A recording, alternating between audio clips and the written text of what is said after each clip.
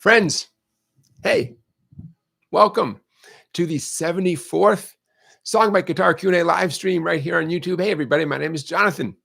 Nice to meet you. I bet we have some fans, some regular people out watching, maybe some of you out here watching, seeing this live for the first time. If you're watching this live for the first time, let us know in the chat. I see Wingo, I see William, a couple familiar names in the chat already. Let's do this, everybody.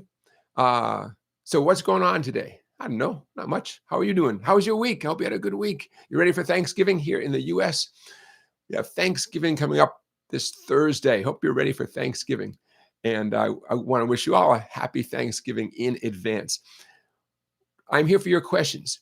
When you have a question for me, put a couple question marks in advance and put it in the chat. Scott Rhodes is in the chat. Hey, Scott. Charlie is in the chat. Hola, Charlie. What else are we going to do today? Oh, I was hoping you'd ask. A lot to talk about today.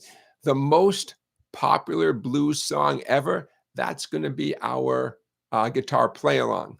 And I'm going to prepare you as we go, okay? I'm going to teach you a lesson you'll never forget.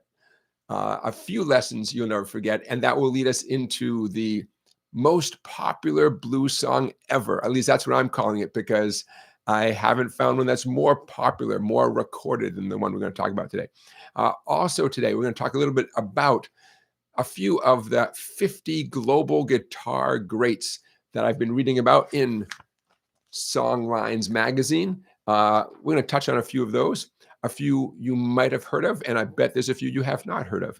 We're going to talk about some more Grammy nominees. You know, I'm on a kick here to highlight some of these extremely talented people who probably will not get a lot of the spotlight come February of 2025 when there's the Grammy Awards being televised.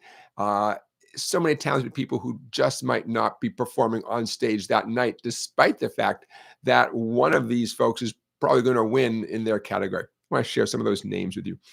I want to talk about getting you over prepared. You want to be over prepared. I want to talk about that a little bit. The idea of being over prepared. I want to talk about the differences between becoming a better musician and becoming a better guitar player. I want to muse on that a little bit with you guys.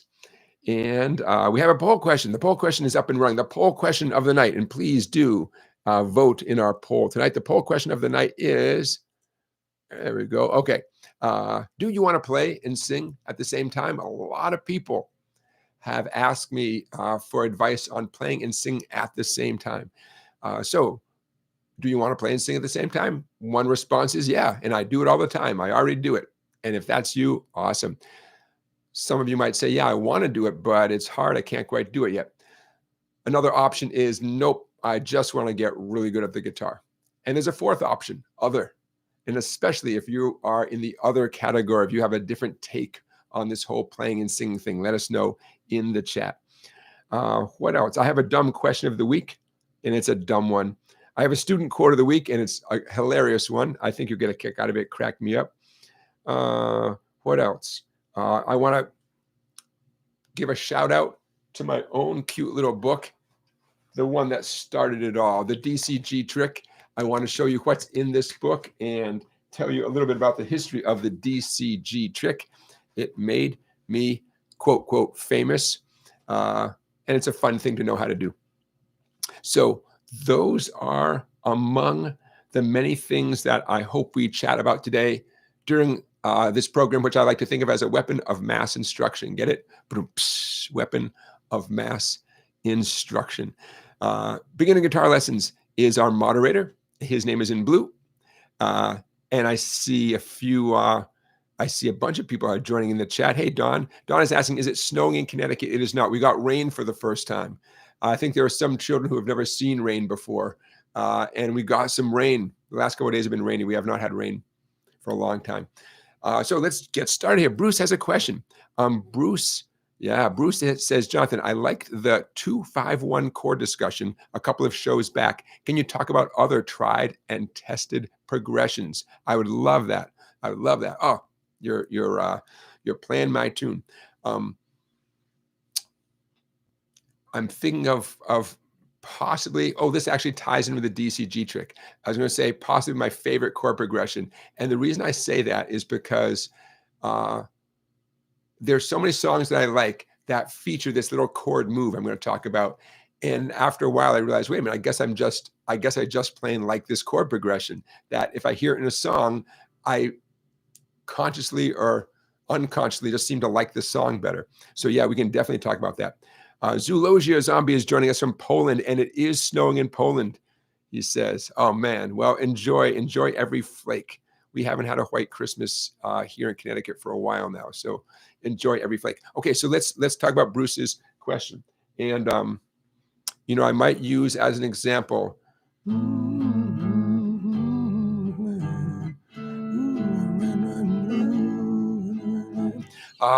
I'm going to use Fortunate Son by Creedence Clearwater Revival as an example. If you know that song, great. If you don't know it, don't worry. Here's what we're going to talk about. Oh, I have big news, you guys. After teaching for 32 and a half years, I got a clipboard. For 32 and a half years, I've been flipping my guitar over and writing on my guitar as if it's a cute little desk. Took me 32 and a half years to get a clipboard. It wasn't that I didn't have a clipboard. Now I have it where I can reach and just grab it. 32 years. What the heck? I have a number of guitars that have some evidence on the back of them that I was not using a clipboard. Okay, so long story short, key of A, but we're going to use a G major chord. And this is known as a flat 7 chord in this context. So when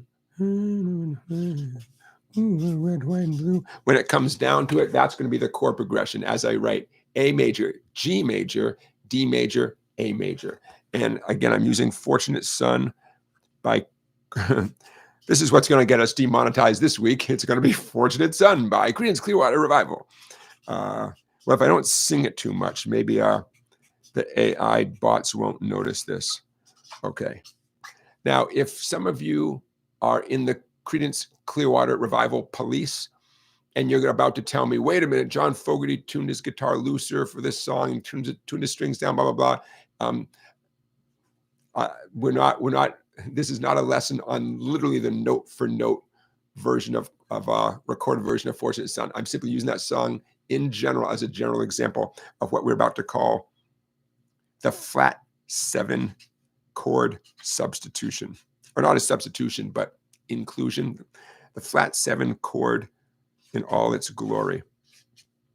Okay, here it comes in terms of the music theory. Okay, in terms of the music theory, because Fortunate Son is in the key of A, the A major scale is relevant. Okay, everything in musical life somehow trickles back to some major scale. And in this case, it's going to be the A major scale. Okay. When we are in the key of A and the A major scale is our reference point, right away we have some major chords and minor chords that we're likely to see. And we're about to see if John Fogerty used these chords. And trust me, the answer is going to be yes. Okay. In the key of A, it's extremely likely that you're going to hear an A major chord. Not a shocker, right? A D major and an E major. See those Roman numerals? The Roman numeral 1, 4, 5. If you've heard of 1, 4, 5 songs, there's the 3 chords that would be known as the 1, 4, and 5 chords in the key of A. And they all show up in Fortunate Son. Roman numerals are the most common way to write the 1, 4, and 5. Just a tradition. Okay, now the 7th note of an A scale, do, re, mi, fa, sol, la, ti, is a G sharp. Okay. That's why when John Fogerty strums a G chord, a regular G chord, not a G sharp chord, a regular G major chord, it's known as the flatted 7th chord. The 7th chord would be some kind of G sharp chord, right? So when a G shows up, that's the nickname. And it's designated like this. It's a Roman numeral 7 with a little flat sign. That's that thing that looks like a B, a little flat sign. Okay. So bear with me for a second. I'm going to put this right behind me so you guys can dwell on that. Made to wave the flag. Ooh, they're red, white, and blue. But when the band plays Hail to the Chief, will they point the cannon at you? Okay, so this is one of a bazillion examples of songs I really, really like that employ the flat 7 chord. It ain't me.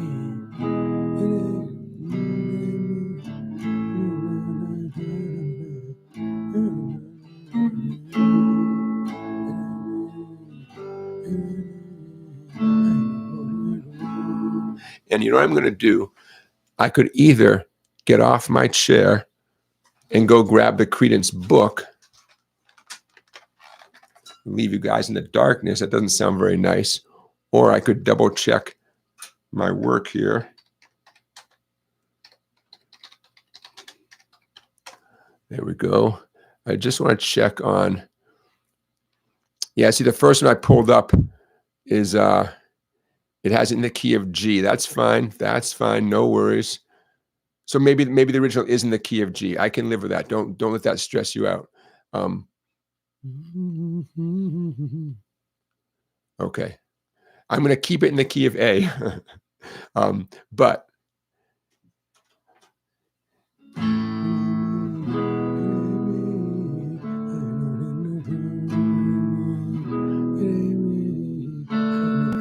okay. So the verse is exactly what you see behind us there. That's the verse. And the chorus gets the 5 chord going. Okay. For those of you smarty smarts, you could transpose this into the key of D, into the key of G if you wanted to. Bear with me. Okay. You move everything back 1 alphabet letter. That's all. I just remembered it as being in the key of A, but maybe it's in the key of G. Okay, so Bruce's initial question was, what are some other common chord progressions? And any chord progression that involves the flatted 7th chord, you've heard it a million times. You might not have known you heard it, but you've heard it a million times. And this ties in with the DCG trick, by the way. So the verse of Fortunate Son, if we did it in the key of A, the 1 chord to the flat 7 chord, that's the G, to the 4 chord to the 1 chord. And then the chorus does not employ that flat 7 sound. The chorus is 1, 5, 4, 1. Okay, so that's the first thing that came to mind, Bruce, when you said, is there another thing that is a common thing? Incorporating the flat 7 chord. And there's a bunch of ways to figure out what the flat 7 chord is. One way is to go back 1 alphabet letter in the musical alphabet. If the 1 chord was G, and we went backwards 1 alphabet letter, F would be the flat 7 chord. That's one way to figure it out. It's a quick and dirty way to figure it out. It's not very scientific sounding, right? Just go backwards 1 letter in the musical alphabet. As you guys know, the musical alphabet maxes out at G, right? A, B, C, D, E, F, G, A, B, C, D, E, F, G. There's no H, I, J, K. So when you go backwards from A, that's how you arrive at G. That's a quick and dirty way to figure out what the flat 7 chord is. If you're writing a song and you want to try it out. If the 1 chord was D, D like Delta, go backwards 1 alphabet letter, the flat 7 chord would be C. And that's what we're going to be talking about in the DCG trick. Okay, so there's some ideas for that. That's one idea of a common chord progression. You'd have to go back a few live streams, but I believe we talked about getting a diminished chord involved. I'm sorry, I don't know which live stream it was. Bruce, I'll think of some more off the top of my head as we go. But there's one that it's such a favorite of mine. It popped into my head right away. William says, Jonathan, how did you learn music theory, and what would you say is the easiest way to learn theory? Great question. I learned it out of a book-ish. Well, not just out of a book. I learned it from a teacher. variety of teachers, I guess, what made my experience unique, which I wish I could give all of you guys, is when I was in high school, I did a summer program at the Berklee College of Music. I live at about 45 minutes away, and I would get on a little commuter bus and take the bus into the big city, Boston, Massachusetts. And I was a little Berklee College student for one summer. I was a young kid. I think I was the youngest kid there. Anybody can do it. You don't have to apply or be accepted. And I'm sure Berklee does this, to this day. Uh, uh, and I was a drummer back then. I didn't even, in fact, that was the summer I got my first guitar. Bottom line is, uh, since you asked, I got to tell you a quick story. We show up for the first day of this summer program at Berklee, and they pass out a theory test, and you just answer the questions. Now, I knew major scales from playing the xylophone and marimba and stuff. I knew how to figure out a major scale, and that was about the extent of my music theory in terms of the big picture of music theory. Because as a drummer, you don't use music theory as much as melodic and harmonic chordal instruments. So we all take this theory test, and after about halfway through the test, I got lost. I mean, they started talking about chords and minor scales. I was lost. Okay. So I get my assignment, and it says, okay, in 3 days, report to room 104. So I report to that room for my theory class, and I'll sit down, and the teacher looks around. Teacher says, how many of you are drummers? Whole class was drummers. Yeah. So I got music theory for drummers, meaning we started from scratch. What is a major scale? Okay. The circle of fifths. How many sharps in an A major scale? How many flats in an E flat major scale? And we had to write them out by hand and turn them in like a little quiz. And that helped so much. It helped so much writing it out by hand. Yeah. So that I took that class for the summer, and that helped a lot.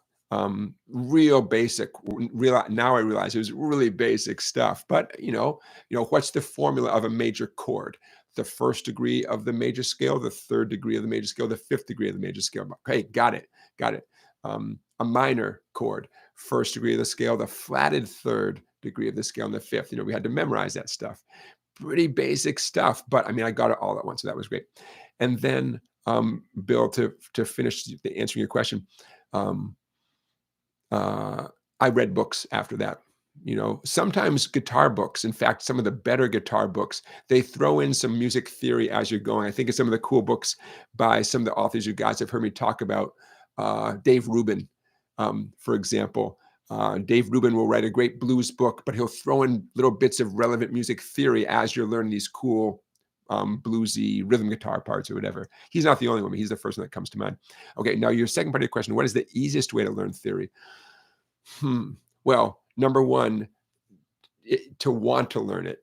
If you want to learn music theory, you're already ahead of the game. If someone was not particularly interested, which I understand, then I don't know how to teach that person. I probably wouldn't. I mean, I wouldn't. But if someone wants to, the easiest way to learn, in general, I like a multi-pronged approach, meaning let's get you a good book. Let's pick a song that you already know and use that song, like dissect that song and get as much music theory information we can out of a familiar song. Because when it comes down to it, you don't want music theory to be theoretical. You want to say, here's a song like Fortunate Son by Creedence Clearwater. Here's a song. And, incidentally, by the way, here's if you pop the hood like an automobile, if you pop the hood and look inside, what's going on in that song? And I think I think that's for sure. I mean, I have so much faith that that's a helpful thing to learn.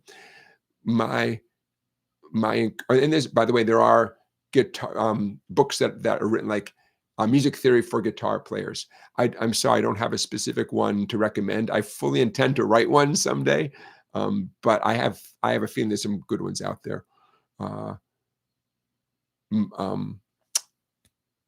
I want to tell all 35 of you watching right now, you are all smart enough to understand music theory.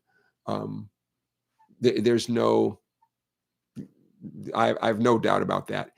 If you're interested, if you're curious, if you want to learn music theory. If you're not interested, that's fine. But anybody who wants to, yeah, especially music theory to explain popular music, the music theory behind Beatles songs, folk songs, blues, country, just rock and roll, reggae songs, pop songs, is such low-level music theory. It's well within your grasp. As you get into more fancier blues, jazz, progressive rock, sure, you can find tricky examples, but there's so much popular music where the music theory is really right there for you to grasp onto. So I'm very confident about that. So the easiest way to learn it, have an open mind, want to learn it. Let's get the right book in your hands. Let's get some songs in your hands, and then have some faith that, yeah, you can do it. It's not, some people say music is like math, and it is, but like really easy math, really easy. Like there's a formula, 1, 3, 5. Apply that formula to a major scale. There's your major chord. I mean, that's it. There's, oh, another thing, my final word on the subject, Bill, because I enjoy talking about this so much. My final word is everything you learn in terms of music theory gets confirmed over and over again, confirmed, affirmed. You say, oh, this song is a 1-4-5. Oh, look, there's another 1-4-5. This minor chord has a 1-flat-3-5 formula to at its heart. Oh, look, there's another minor chord. That's the 1-flat-3 and 5. All this stuff, you just keep seeing it over and over again. So as much as I want to say, oh, you got to memorize a lot of stuff in music theory, because you do, it's easy to memorize it if you keep seeing it over and over again. Hey, here's a 1-4-5 in the key of C. It's C, F, and G. Here's another 1-4-5 in the key of C, C, F, and G. And as you see these things over and over and over again, you memorize it without even intending to memorize it. Hey, Rock Lobster just threw a super chat our way. Thank you, Rock Lobster. I appreciate that. Super chat is one way you can support what we're doing here. It's that little $ down at the bottom of the chat. Thank you, Rock Lobster. Okay, so Bill, hopefully that was a start to answering your question. And it all comes down to major scales. That's all that matters. Major scales. The more comfortable you are with major scales, everything else stems from how comfortable you are with the concept of a major scale, and then the reality, like a C major scale, C, D, E, F, G, A, B, C, but like an A major scale has a few sharp notes. It's doable. It's doable. Okay, I'm gonna put Fortunate Son aside. Oh, here's one more thing. Going back to common chord progressions, the whole 2-5-1 business of chord progressions, 6-2-5-1. And one of my current crop of students was just asking me about chord progressions, 2-5-1 chord progressions. And I realized, well, if we're going to talk about 2-5-1 chord progressions, we should talk about 6-2-5-1 chord progressions. And I'll give you a great example of this. The G major scale. Remember, everything starts with major scales. I'll tell you why I'm illustrating this 1-6-2-5 chord progression with the G major scale. I'll tell you why in a second. Okay. Where are we looking at there? There we go. Okay. There's the G major scale. The G major scale looks like the musical alphabet. G, A, B, C, D, E. It has one sharp note, F sharp, no big deal. There's the G major scale. Okay. The 1 chord, not a shocker. It's a G major chord. The 6 chord, E minor. It's going to be a minor chord. Don't worry about why it's minor. At the moment, just let's take that at face value. So far the chord progression, 1-6, G major, E minor. The 2 chord, A minor, and the 5 chord, D. Let's do D7. Adds a slight, nice, bluesy touch. That would be a 1-6-2-5. 2, 5 chord progression in the key of G. Why did I choose the key of G? Because no F chord necessary, no bar chords necessary. I bet you guys are playing those chords right now. Easy peasy, right? A 1, 6, 2, 5 chord progression. You know how I said 2, 5, 1 a minute ago, the 2, 5, 1 chord progression? You could say this is 1, 6, 2, 5. I'm gonna write as a formality, I'm gonna write the 1 at the end. Okay. So there's, A minor, D7, G. That's the 2, 5, 1. And if you backtrack to the E minor, now it's a 6, 2, 5, 1. Sometimes when people like me rattle off the chord progressions, we don't mention the first 1 chord. We just say, oh yeah, 6, 6, 2, 5, 1, or 2, 5, 1, like that.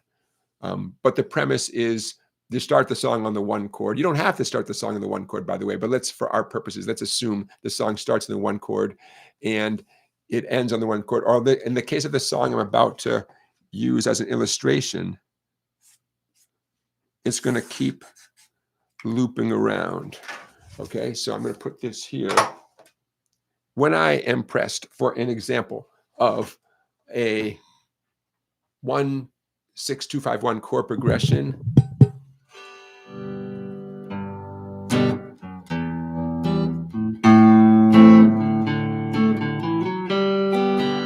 that's what I come up with.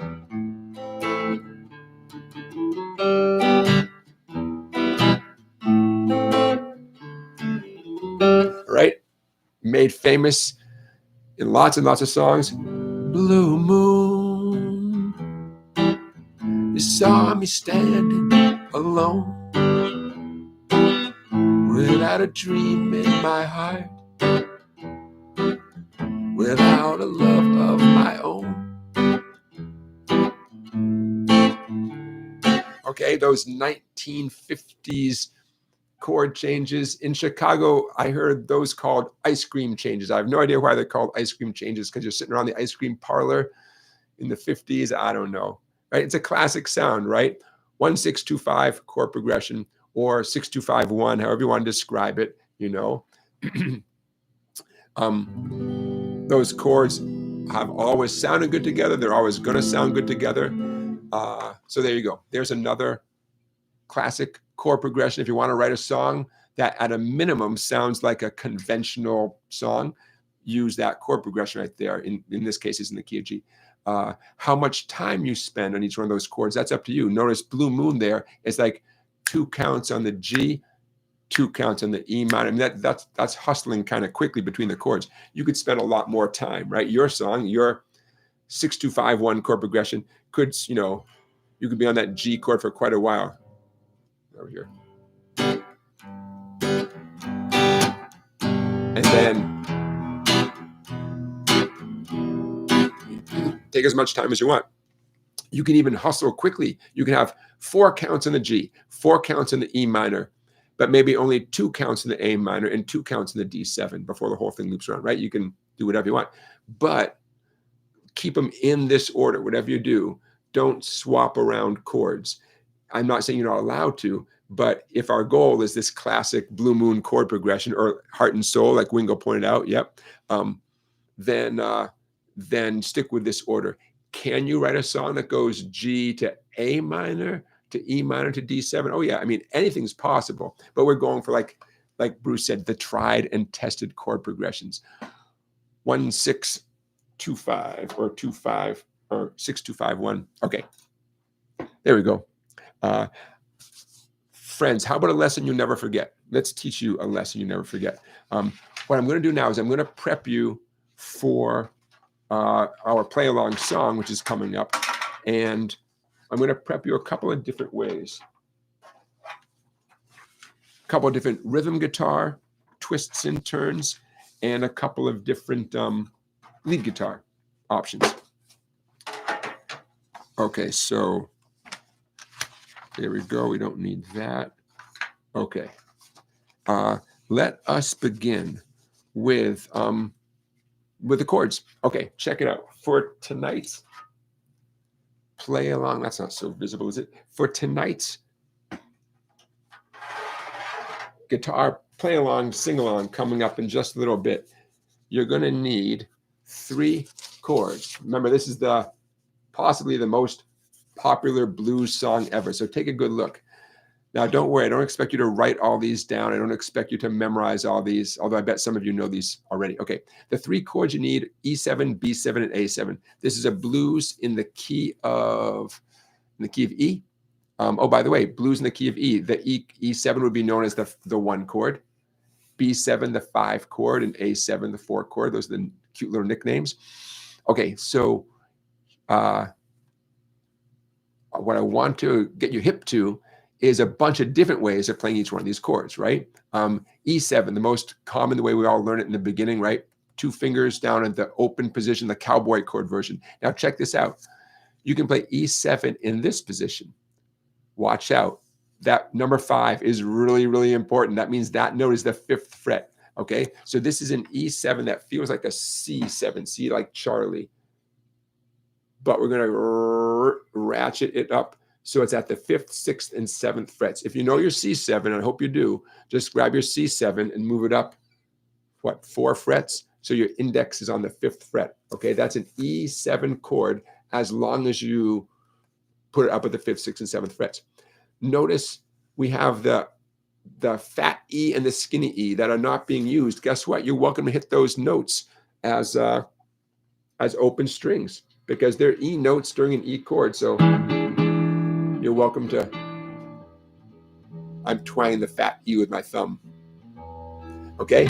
Yet another way of playing an E7. It's this one way over here. It looks like a D7, but it's up with the 3rd and 4th frets. Where are you? There we go.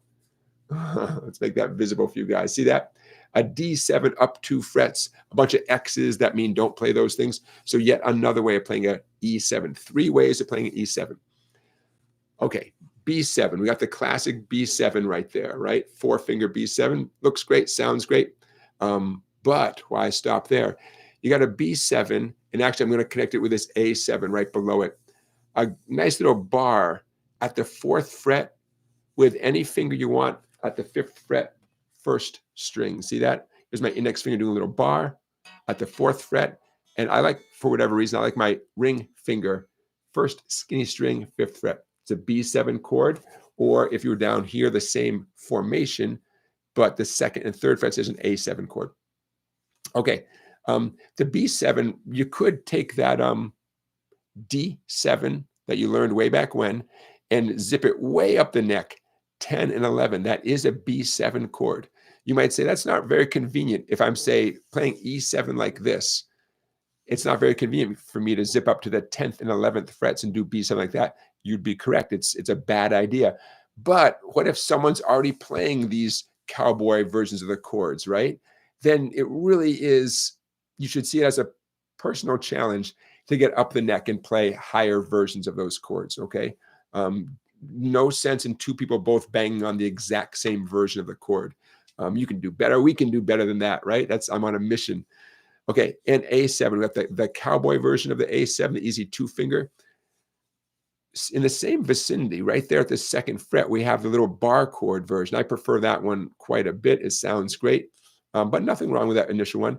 And, ooh, here's a personal favorite of mine. I love this chord so much. In A7, at the 5th and 6th frets, it looks and feels like a D chord, a D like dog chord, but watch out. It's not on the 3 treble strings. It's on the 2nd, 3rd, and 4th strings. But I want you to think of a D chord, the D that you play way down here, right? Just a good old D chord. We're relocating that grip, but definitely use the same 3 fingers that you would use when you play a D chord, okay? I love that A7 right there. Okay, so there is a quick thing. Now, I don't expect you to memorize this. I get that, but you can come back to this point in the video and review those. When we do the song in, I don't know, 20 minutes from now, give or take, when we do it, I really, really hope that of all the people, there's just about 40 people right now, that you do different things, right?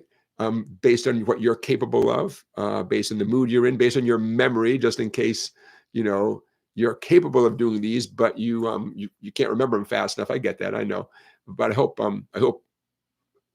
we all do different versions. You probably will see me doing some different versions. In fact, I might cut loose a little bit, and unlike what I do most weeks, I might vary what I do quite a bit, but I'll be staying within the structure of the tune. We'll talk about the structure in a minute. Okay, so there are some chords for you guys. And I'm going to set that one aside. Now, this is going to be really easy, but it's so important. Just because the song is going to tell you to play E7, B7, A7, you don't even have to play chords in the traditional sense. In fact, I hope you don't play chords. I'm not going to, not the whole time, you know. Just because someone says E7, you could play an E shuffle instead of that. So I'm calling this shuffle substitutions.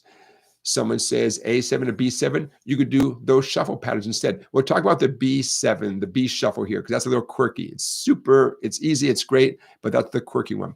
Okay, so I'm hoping and expecting that a bunch of you already are very familiar with shuffle patterns. The 2-2-4-4, hitting two strings at the same time, right? Two strings at the same time. One string is open, and you're fretting the skinnier string next to it, and you're creating that classic sound, that classic.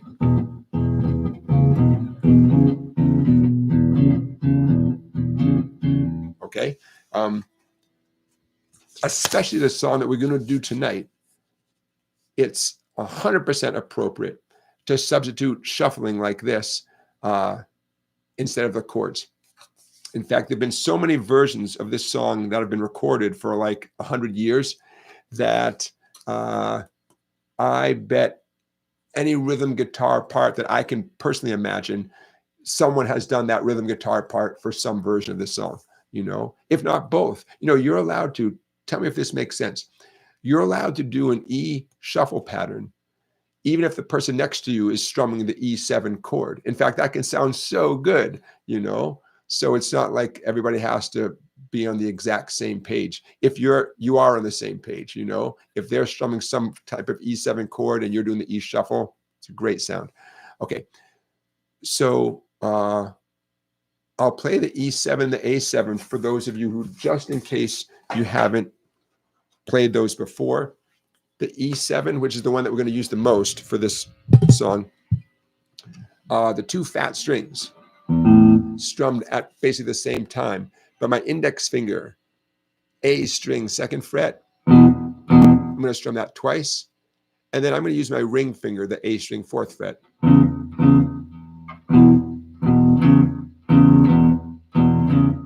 If you can keep the index finger down, you get extra credit for that.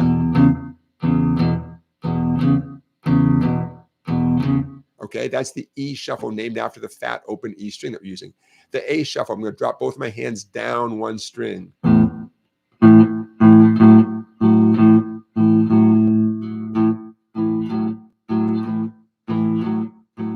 Okay, same thing. Now here's where it gets good. I'm going to stay on my A shuffle to illustrate this for you. This is a trick I learned from, was it from a Dave Rubin? I think it was from a Dave Rubin book.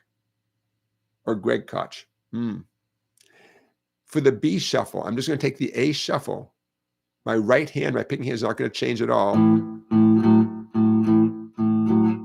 going to move my fretting hand up 2 frets on the same string. Okay, it's a little cheat. It's a cheat, but it's done. It has been done. It will be done again. So now my index finger is on 4 on the 4th string, 4 on the D string, and my ring finger joins in 6 on the D string. Okay, now that's a little juicy. That's messing with the harmony a little bit, but it makes life so much easier, and it sounds kind of cool. If the whole song was resting on the B shuffle, if we're in the key of B, then I might be hesitant to do that. But it's not. So why not? You know.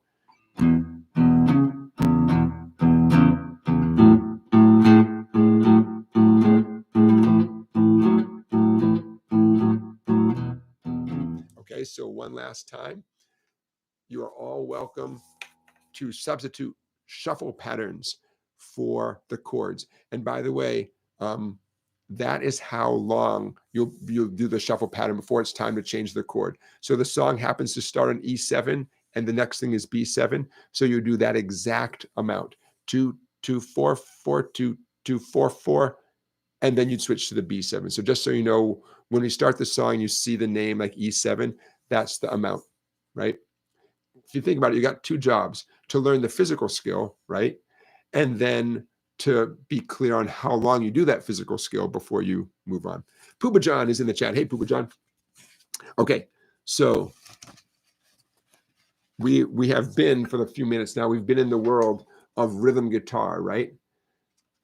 Not only which chords to play, but different ways of playing those chords, and then substituting a shuffle pattern instead of the chords keeps the world of rhythm guitar interesting, entertaining. Rhythm guitar is where it's at. You have so much fun playing rhythm guitar because you learn more and more options, right? And when we all started, we started, with an A minor chord maybe, and it was enough just to,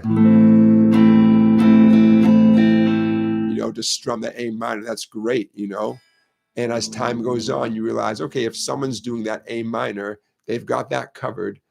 What can I do to complement that, to supplement that? And you just learn more and more tricks, more and more options, and it never gets old. At least I've been doing it for a bunch of years, since I was 16, and I never run out of curiosity about cool little rhythm guitar things. Charlie just noticed that my channel here is up over 200,000 subscribers. I know if you have not subscribed yet, I would appreciate that. Thank you. 200,000. My little mind can't quite, it's a lot of people. That's a lot of subscribers. But YouTube won't send me another play button until I get 1 million subscribers. And I don't know. But if you have not subscribed to my YouTube channel, why not? While you're here, why not? I don't know. Why not? We are definitely not sponsored by Rogers Orchards, pure sweet cider, all natural orchards. This is the one that's from Leominster, Massachusetts, even though Rogers Orchards is from Southington, Connecticut. I don't know. I like what I like. So in terms of rhythm guitar, that covers what you need for rhythm guitar for our live stream play along, which is coming up. In a moment, I will show you some lead guitar options, because I'm hoping that while we're doing our thing, some of you will take a break from the rhythm guitar and start improvising some lead guitar along with what I'm doing. In fact, I'm for sure, when I play the song and sing, I'm going to leave some space for you guys to solo like that, right? It's an 8-measure blues song. It's 8 measures that repeat over and over and over and over again.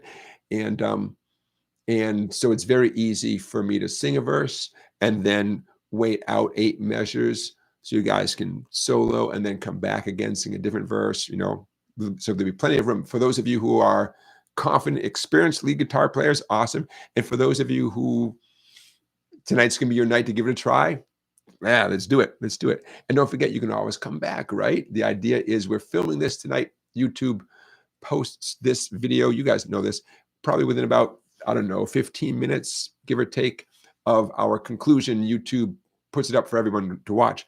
And then, yeah, hopefully you come back and whatever you couldn't quite nail live, you come back and there's your homework. There's what you can work on, Wingo says, why not play the chord melody? The chord melody for the song we're doing tonight. It's a great idea. I'm going to, I'm going to add, I have a list going for the next chord melody book. You guys know I got Volume 1, that's available for you, right? Head over to song-bike.com. Get yourself a copy of the electronic book known as the Chord-Melody Songbook Vol.1. But Wingo, since you mentioned that, I'm going to add tonight's song. Oh, it's already on the list. Look at that. It's already on the list. That's why I write things down, because I know I'm not going to remember. So I write them down. We're not going to do a chord melody version of that song tonight, because that, even though it's a great idea, that is sort of a composed, fancy version that is not convenient to play along at the drop of a hat. Whereas the basic chords and some improvised lead guitar, that's the kind of thing you guys can do with a minimum of preparation. Okay, so how about if I take a breath, and in a few minutes, I'll show you the lead guitar stuff. Teach you a lesson you never forget. Hey, my son's home from college. Hey, son, my wife went and got him today, retrieved him, brought him home, and we got him home for a week. So there's something to be thankful for this Thanksgiving season. And I bet we're going to have some yummy dinner tonight. His choice. Son, what are we having for dinner? Put it in the chat, son. Because among the it's great to have your kid home from college.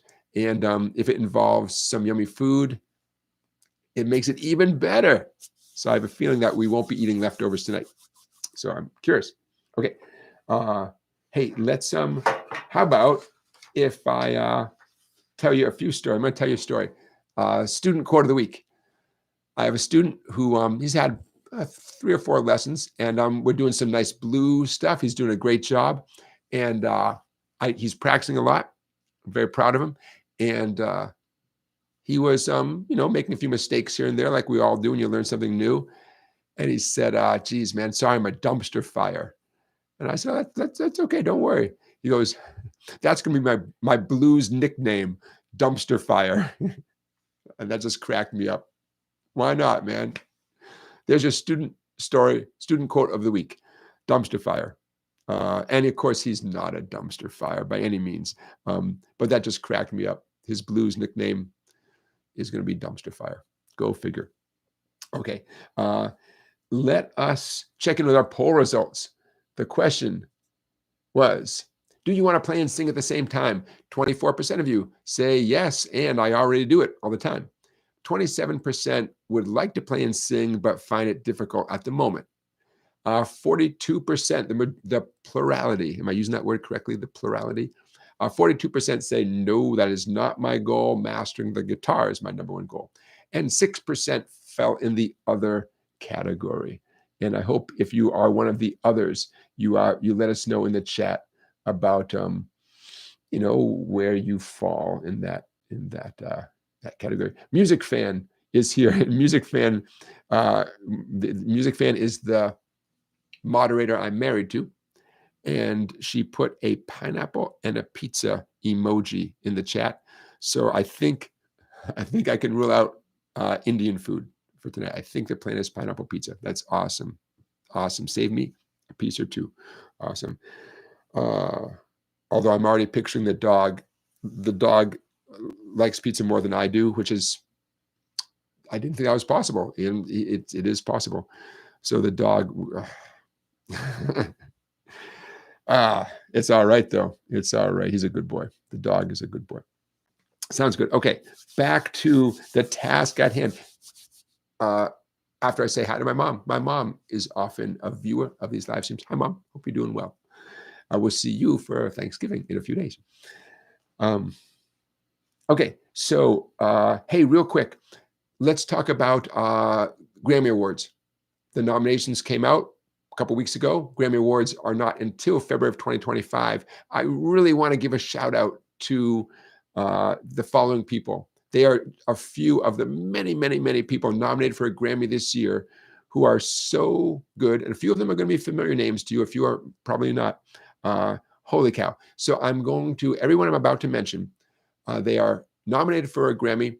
They have YouTube videos that reflect, what they've been nominated for. So when our live stream is done tonight, I'm going to put their names and links to these YouTube videos that are I'm going to talk about in the description of this video. Okay. I usually do stuff like that right after the live stream, like within 10, 15 minutes. I timestamp the live stream tomorrow morning. But if you want to see, the links in the YouTube, the names, if they're all that stuff, that'll be in the description of this video very quickly when it's up. Okay, so who's up for a Grammy Award that we all should know more about? In 2 different categories: Best American Roots Performance and Best Contemporary Blues Album. It's Shemekia Copeland. Blame It on Eve is the song, and it might also be the name of the album. Oh, I should know that. Shemekia Copeland, Blame It on Eve. Oh, she's so good. She sounds great. She's got a great band with her. The song is a very cool song, Blame It on Eve. And she just happens to be in 2 different categories. How cool is that? So we will, put a link to a YouTube video of hers doing that song. Put that link in the description of this video. Hey, Mark Knopfler, one of my favorites. He's up for Best American Roots Song for a song called Ahead of the Game. And that will be in the description of this video as well. Up for a Grammy in the Best Alternative Rock Album category, Nick Cave, with an album called Wild God. Oh, what a cool album. I've been listening to it for a couple of days now. What a super, super interesting album. You guys might remember from previous live streams, I get very excited when I imagine an alternative broadcast where instead of what we're going to see, which are perfectly talented people doing extremely popular stuff, billion-selling stuff, I really wish maybe a day before there'd be an alternative broadcast featuring these people who probably are not going to be featured that night. How cool would that be? Shemekia Copeland, followed by Mark Knopfler, followed by Nick Cave. How about Bronwyn Keith Hines? She's a young woman who's up for Best Bluegrass Album. And the song, and maybe the name of the album, I Built a World. I'm so sorry. I think that's the name of the album. It's certainly the name of the song that I am giving you guys a link to. Bronwyn Keith Hines, country fiddle player, singer. Oh man, imagine if Nick Cave does his song, and then she comes out and she does her song, like country fiddle kind of tune. Oh, how cool. Okay, so imagine you're sitting there watching Shemekia Copeland just kills it with her blues tune. The country fiddle, Bronwyn Keith Hines comes out for country fiddle. And then imagine the night closes with Yolanda Adams, who's up for Best Gospel Performance / Song. A song called Church Doors. Oh, what a cool song. And that's my kind of TV, man. I would love to see that. Some blues, some gospel, some bluegrass fiddle, Nick Cave. Oh man, Mark Knopfler, rounding things out.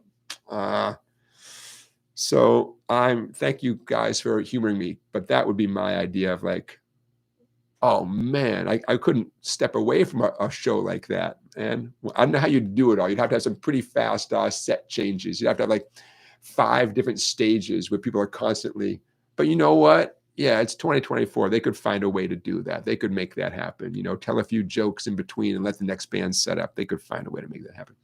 Okay, so those are 1, 2, 3, 4, 5. This week's 5 Grammy nominees that I want to turn you guys on to. And, I'm sure some of those names are familiar to you folks, but a few of them were new to me. And so I get excited about learning about them myself, and then I get excited about sharing them with you guys. Okay, so how about if we talk about hey, Scott Rhodes. Scott, you have a problem with the Sweetwater link? Well, hold on a minute. Let's get you that Sweetwater link. You folks might remember that I am an affiliate partner with Sweetwater.com.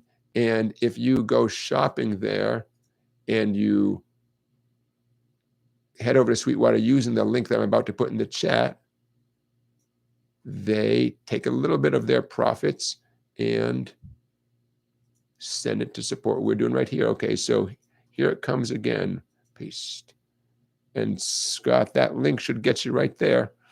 I hadn't heard of anyone else having a problem with that. So hopefully that link will get you right there. Okay, so let's do a little lead guitar prep for the song I'm about to do, and then we'll do it. Okay, here's what you need to know.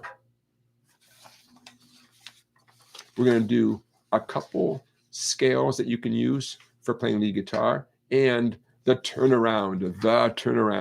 that you can't live without. Okay. The song that we're going to do tonight has a major key kind of vibe. Considering a lot of blues songs don't, it's worth noting that this one does. Okay, so take a look. I'll talk you through it, but then we'll play it in a minute too. Okay, because this song has a major key kind of vibe, you're welcome to use the minor pentatonic scale and the major pentatonic scale. So I wrote them out here in what I call the headquarters pattern. To do the E minor pentatonic, it's going to give you a kind of a darker, bluesier sound. 12, 15 on the fat 6 string. Then 12, 14, 12, 14, 12, 14. And then the 2 skinny strings, 12, 15, 12, 15. That's what I call the headquarters pattern in the key of E. I got you way up the neck, but there's a reason why I have you way up the neck.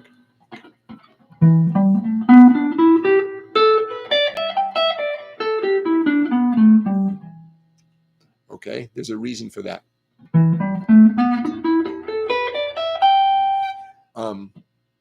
By the way, my index finger on the 6th string, 12th fret, that's the note E, right? That's the root note in this case. Now, the other pattern is the same pattern back 3 frets. So my index finger is on 9, 9, 12, 9, 11, 9, 11, 9, 11, 9, 12, 9, 12. Same finger pattern based on the 9th fret, okay? Thanks to something, you have now moved from the E minor pentatonic to the E major pentatonic. And without relearning a whole new finger pattern, okay? Hopefully that makes sense to you guys. Anytime you're soloing with a minor pentatonic, but it sounds too bluesy and it doesn't fit the song at the moment, move your whole hand, the whole pattern backwards 3 frets towards the nut, towards the tuning machines, towards the headstock of your guitar. And by moving the whole pattern 3 frets backwards, you will have converted whatever minor pentatonic you are playing to a major pentatonic, and chances are that's going to be the sound you're looking for. Because this song, it straddles the bluesy minor and the major, it straddles both of those. I encourage you to experiment with both those scales. Okay, and same thing with what's commonly known as the B.B. King box. You're welcome to solo, improvise with the B.B. King box based at the 3rd, 4th, and 5th frets, but you can also go backwards 3 frets. It puts you into a situation where some of the open strings get involved. As a minor pentatonic in the key of E,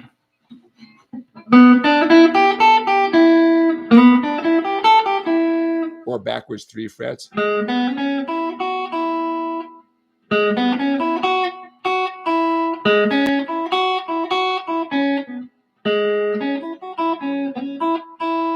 Here that has kind of a melodic, prettier kind of sound compared to.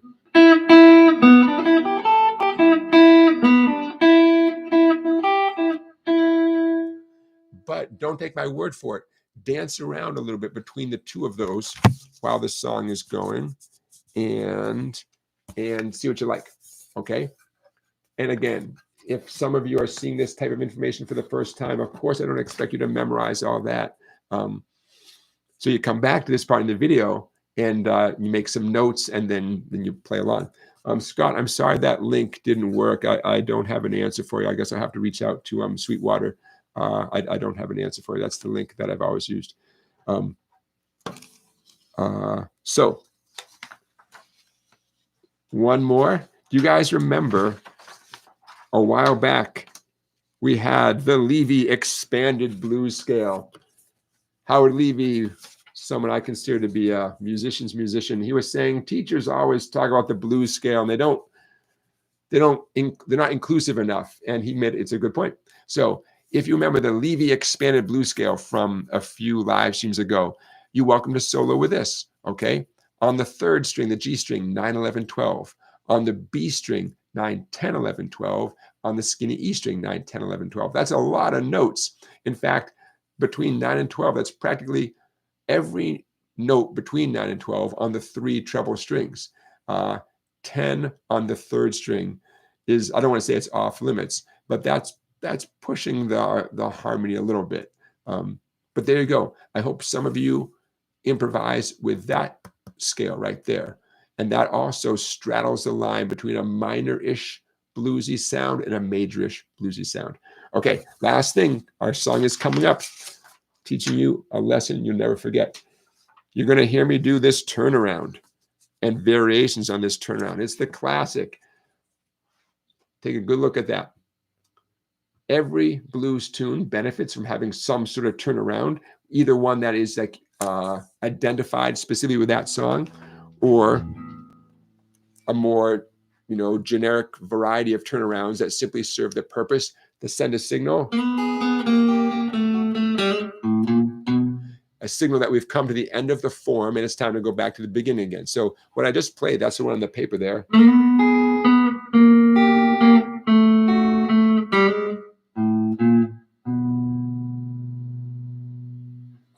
So here it is again in tab form. Middle finger, please, please, please use your middle finger on the G string 4 and your ring finger on the skinny E string 4. Okay, middle and ring. You'll see why in a minute. Don't fight me on this. Middle and ring. Notice we're not fretting the second B string and we're not plucking it. We're just ignoring the second string. All together. Okay, so now I'm set up for success. There's my 4s right there. Middle and ring. Back 1 fret. There's my 3s. Back 1 fret. There's my 2s. There we go. 4, 4, 4, 3, 3, 3, 2, 2, 2. See how easy that is? My fretting hand just gliding back 4s and 3s and 2s. Okay? See that 0, 1 with that little rainbow right there? A hammer on, 3rd skinny string, G string, pluck it open, and now you finally get to use your first finger. A nice little hammer on the 3rd string. So far we have.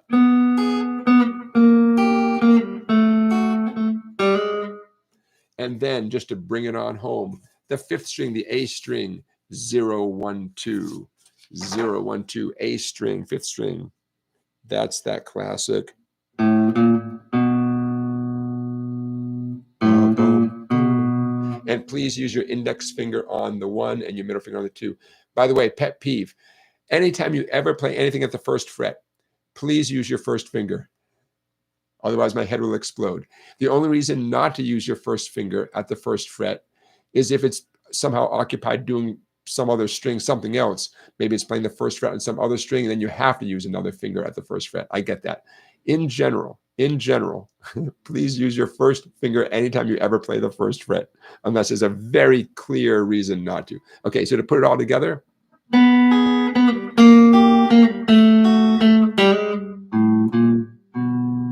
Beautiful. Okay. Hey, A to Z Me, thanks for being here. Yeah, A to Z Me, we've got that covered, okay? But thank you. And I will talk to Sweetwater about that. Thank you, though. I don't want to hang up on you guys and call Sweetwater right now, okay? But it's really important to me, so I definitely will address that. Okay, you guys, I'm ready if you're ready. Let's do this. The song of the night has been recorded and recorded and recorded and recorded. It's almost easier to tell you who has not recorded this song than to read the list of who has recorded this song. But that won't stop me from telling you who has recorded this song. It's like a who's who of American popular music going back, if not a full 100 years, quite a few years. Quite a few years. Okay, you ready? Now, raise your hand if I say a name you don't recognize. Okay, this song that we're about to do, I think it must be the most popular blues song ever recorded. It has been recorded by, deep breath, Lightning Hopkins, Nina Simone, Janis Joplin, Aretha Franklin, Bob Dylan, Big Bill Brunsey, Merle Haggard, Jerry Lee Lewis, Willie Nelson with Leon Russell, Freddie King, Bob Wills and his Texas Playboys, Jerry Garcia, Roscoe Holcomb.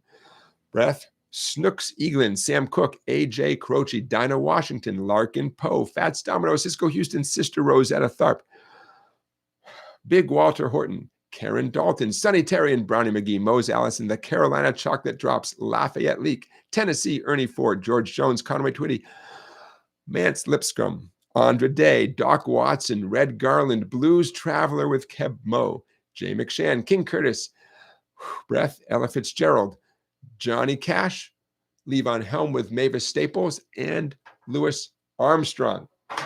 The song is Trouble in Mind. Trouble in mind, I'm blue, but I will not be blue always. That's a lot. And I thought I'd written down, I thought I had a complete list, and then I found out about 6 or 7 more. And those are just the ones that I have come up with. So those are all the people that I know of that have recorded Trouble in Mind. And I'm going to throw the chords up right behind me here. There we go. That's what I'm looking for. Okay, Trouble in Mind, an 8-measure blues song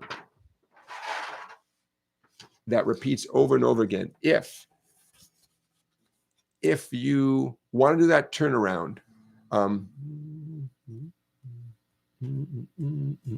okay, the turnaround would begin right after the first strum of the last E7 chord, right where I'm pointing right there. The turnaround is long enough that it, in effect, it fills up the whole rest of the form of the song before it goes back to the beginning again. So you're going to hear me because I'm going to do that turnaround.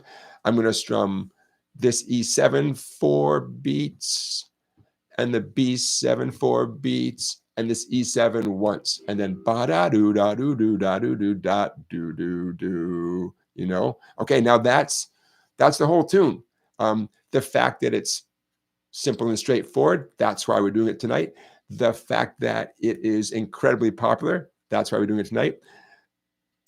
It's possible that being over 100 years old, or maybe right around 100 years old. Actually, I did a deep dive on this.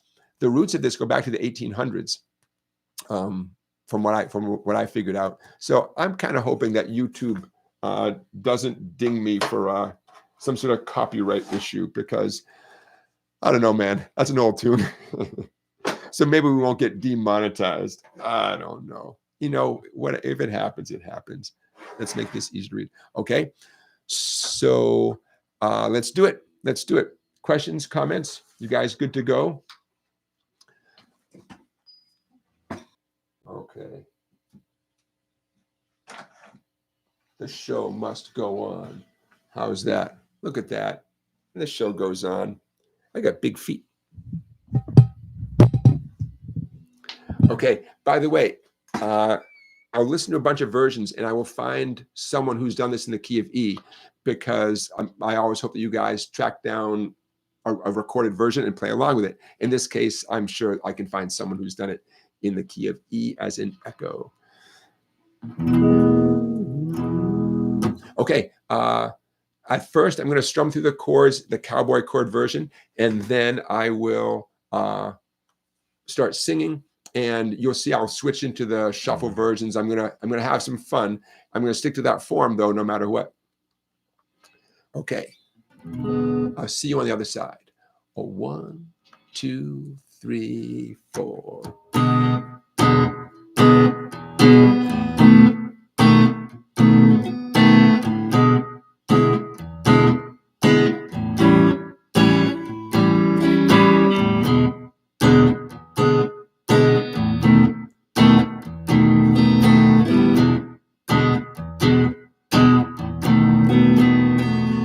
Trouble in mind, I'm blue.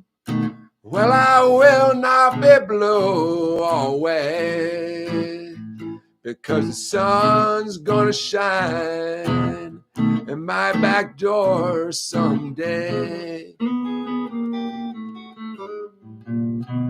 Trouble in mind, I'm slow. My poor heart is beating so slow. I never had so much trouble in my life before. I'm going down to the river. Well, I sit in my old rocking chair. If my blues don't leave me, well, I'll rock my way away from there.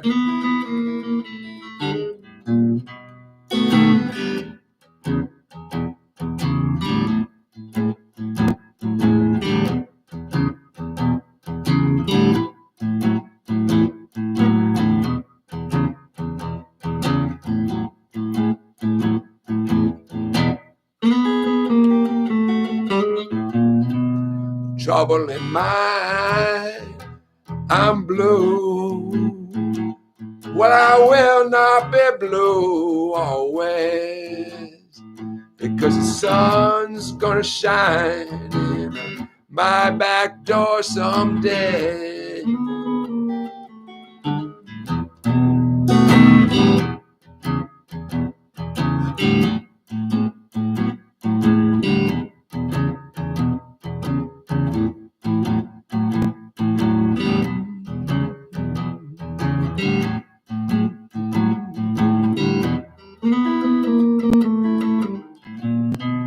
Trouble in mind, well, it's true. You know, I've almost lost my mind. Gonna let that 219 train pacify my mind. Trouble in mind, I'm blue. Well, I will not be blue always, because the sun's gonna shine in my back door someday.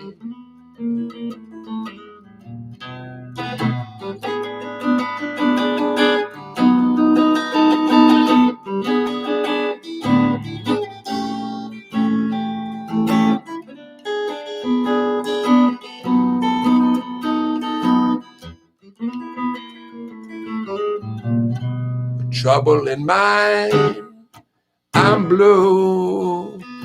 Well, I will not be blue always, because the sun's gonna shine in my back door someday.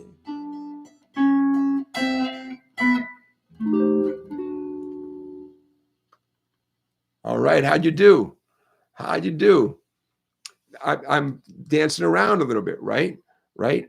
Options. It's all about knowing your options. So you guys, hopefully you did too. Some cowboy versions of the chords, right? Some shuffles.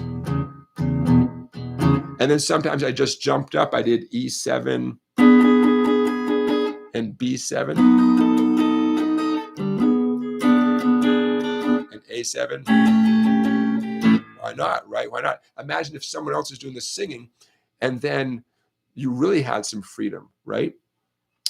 Imagine a bass player and a drummer. They've got that covered. So you don't even have to play continuously, right? They've got it.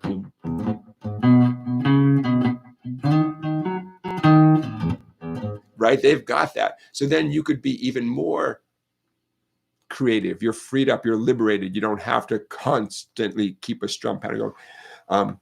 As an aside, that's something that I've thought about quite a bit. I'm just messing with my screen here. I thought about this quite a bit. When I catch myself teaching students about chords and strumming with the intention of you carrying the whole song on your shoulders, right? Like you got to keep playing, you got to keep playing. And it occurred to me once that that's one approach, totally valid, important approach. If you're playing in an ensemble, it becomes less and less mandatory that you keep playing all the time. You know, trouble in mind, I'm blue. Well, I will not be blue always. You know, I'm just putting in little things because in my imagination, there's a band cooking along in the background, some piano and stuff. So ironically, you know, playing in a band is easier in some ways, right? It's easier. It can be easier than carrying everything on your shoulders. no matter what, it's a big difference, you know, a big difference. Okay, so that's in my experience with you guys, that's kind of the most information that we've had on one tune. Multiple ways of playing all those chords, multiple lead guitar approaches, right? That turnaround. And by the way, after playing that turnaround a few times, I did the easy version, which is only the middle finger on the third string, 4 to 3 to 2, but the totally open, skinny first string. So I'm not fretting the skinny first string at all. I'm playing it, but I'm not fretting it. Sounds great. It's a nice variation. So what I showed you, I was fretting the first string the whole time. The second time,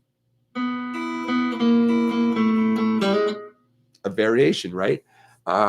People who live and breathe blues guitar, they have tons and tons and tons of these all saved up, little encyclopedia, you know, a library of these in their minds. And I have my go-to turnarounds and phrases and stuff.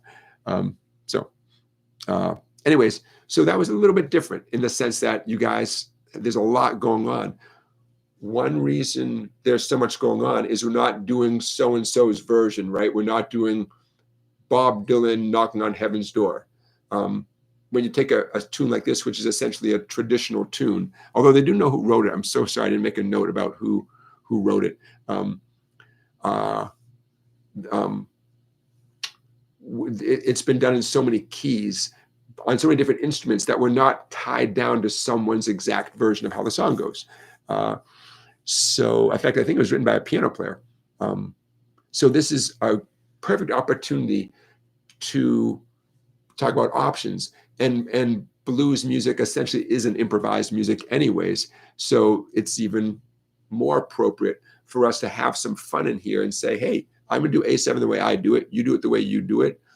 You can improvise with this scale, that scale. Yeah, it's a good opportunity for all that stuff. All right. There you go. Trouble in Mind. All right, you guys. Got my eyes on the chat here. Joseph, you got a Martin guitar from Martin. Is Martin selling direct to customers? Let's see, Joseph, I'm reading.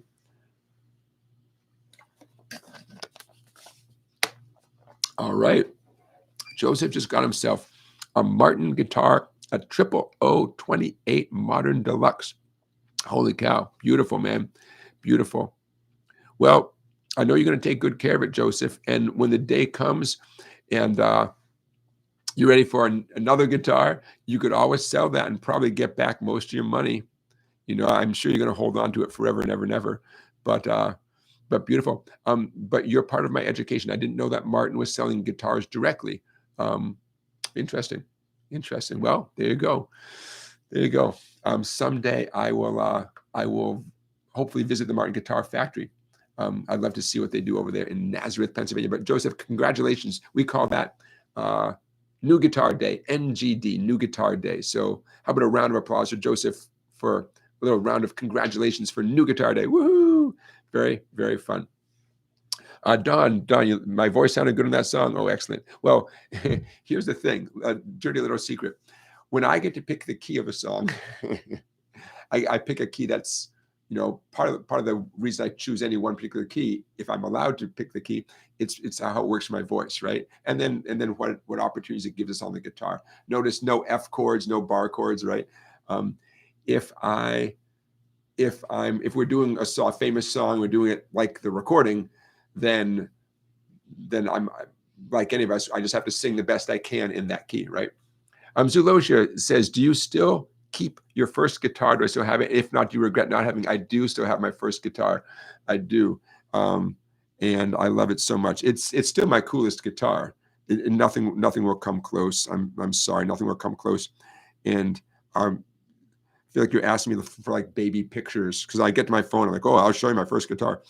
There it is. Look at that.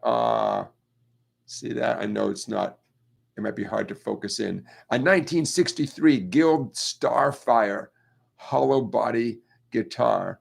I love that guitar so much. $225. They wanted $250 at the music shop. I was 16 years old, and I knew, I told you guys my dad's an accountant, so I knew you don't offer the asking price. So I thought, well, I'll offer $225, and I got it. I forget if that was, I think they still added on tax. I should have said $225 out the door, man, or I'm out of here.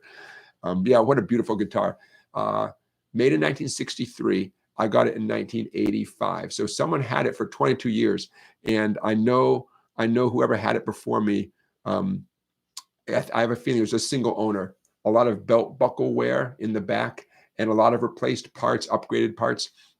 So someone played the heck out of it before something happened and ended up in a music shop in Boston. And I really very much, as my first guitar, I very much wanted a hollow body guitar with those F holes. And when I saw that one, they had it hanging up so high. There's a big music store called Daddy's Junkie Music in Boston on Boylston or Mass Ave. Boylston Street, I think, right by the Berklee College of Music.